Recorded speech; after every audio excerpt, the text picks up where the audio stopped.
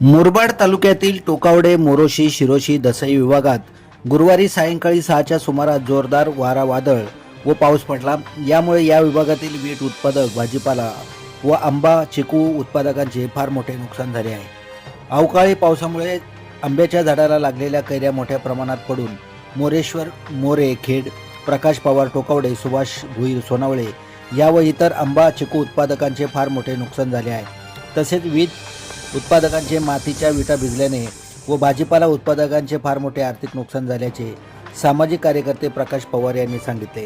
वरील सर्व नुकसानीची माहिती तात्काळ व्हॉट्सअपद्वारे ठाणे जिल्हा कृषी अधिकारी रामेश्वर पाचे, मुरबाड कृषी अधिकारी संदीप केने, तहसीलदार अभिजित देशमुख, मॅप तहसीलदार अमोल शिंदे यांना प्रकाश पवार यांनी व्हॉट्सअप व फोनद्वारे कळवून झालेल्या नुकसानीचे तात्काळ पंचनामे करण्याची मागणी केली आहे. बाळासाहेब भालेराव, मुरबाड.